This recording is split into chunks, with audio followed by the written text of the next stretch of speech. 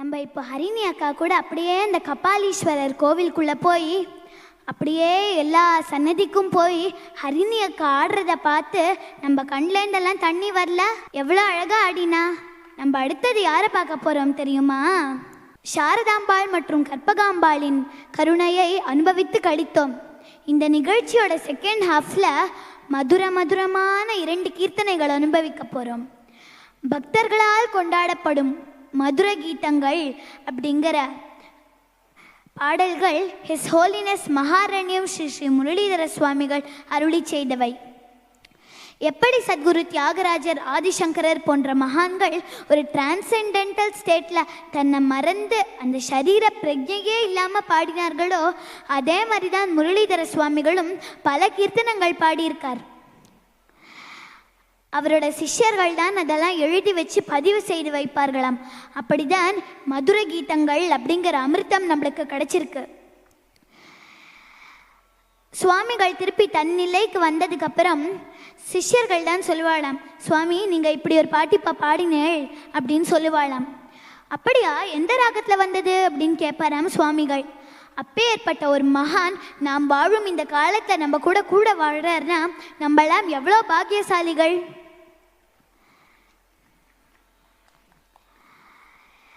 அப்பேற்பட்ட அந்த மகான் எழுதிய 2 மதுர கீதங்களை தான் இந்த நிகழ்ச்சியோட செகண்ட் ஹாஃபில் அனுபவிக்க போகிறோம். முதல் பாட்டு ரங்கநாத பரபிரம்மணே நமஹான்னு ஆண்டாளே பாடி ஆண்டாளே ஆடினா எப்படி இருக்குமோ அதே பாவத்தில் தான் ஹரிணி அக்காவும் ஆட போகிறா.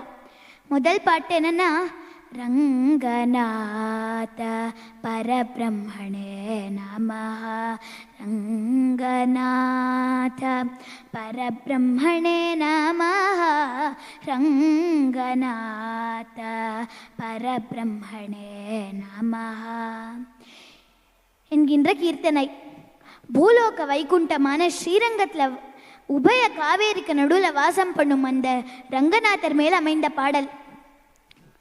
And ode to the divine மதர்னு டாபிக் ஆச்சே, எதுக்கு ரங்கநாதர்லாம் எடுத்துட்டு இருக்கோம் அப்படின்னு கேட்டால் அந்த ரங்கநாயகி தாயாருக்காக.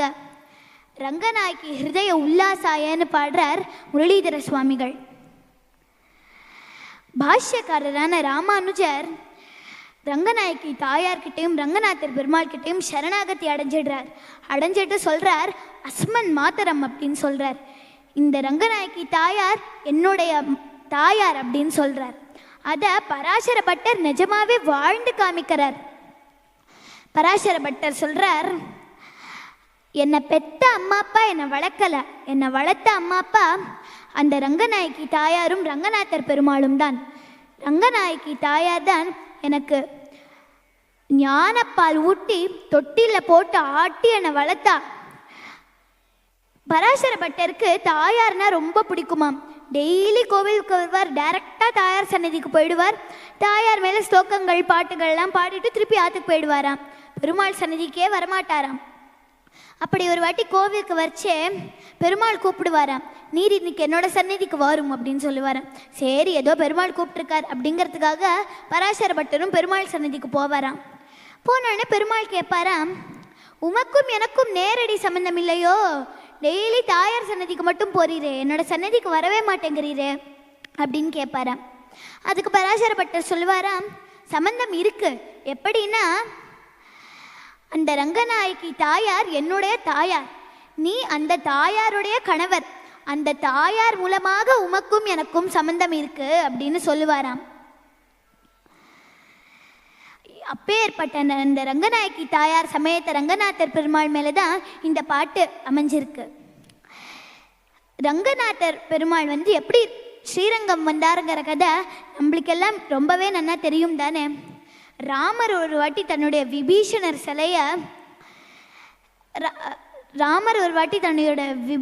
சிலையை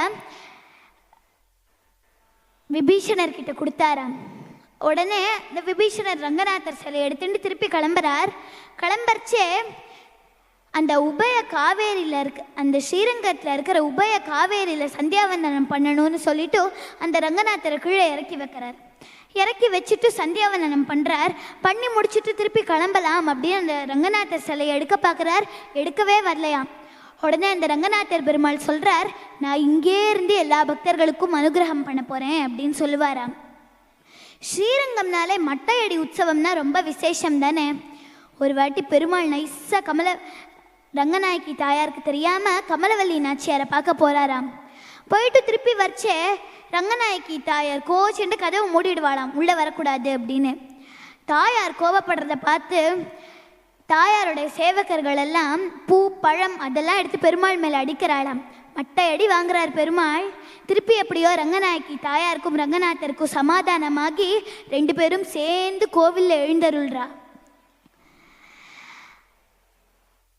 உறங்காவிலி தாசருக்கு தன் கண் அழகை காமிச்சு ஆட்கொண்ட அந்த ரங்கநாதர் சூடி கொடுத்த சுடற்கொடியாம் ஆண்டாளை வாரணம் 1000 சூழ சென்று திருக்கல்யாணம் பண்ணின்ற அந்த ரங்கநாதர் இந்த நிகழ்ச்சிகளை ஹரிணி அக்காவின் நடனத்தில் கண்டு கழிக்கலாம் பாருங்கள்.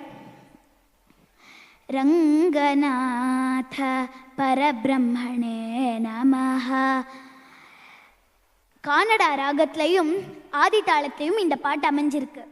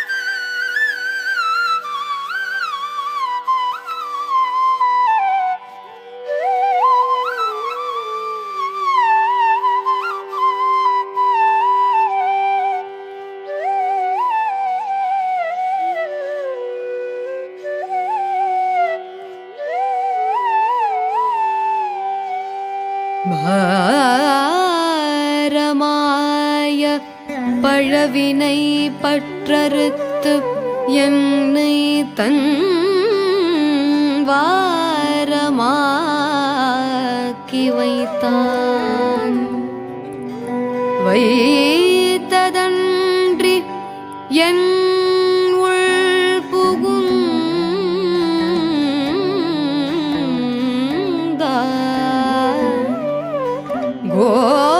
கோரமாதவம் செய்தனன் கோல் அறியேன்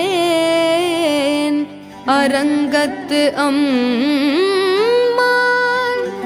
திரு ஆரமார்வது அன்றோ அடியேனை ஆட்கொண்டதே அடியே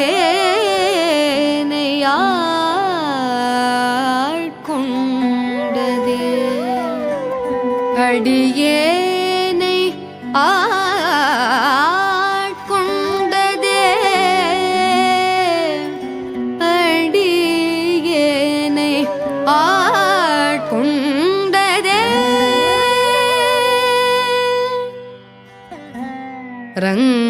ரங்கநாத பரபிரம்மணே நமஹ.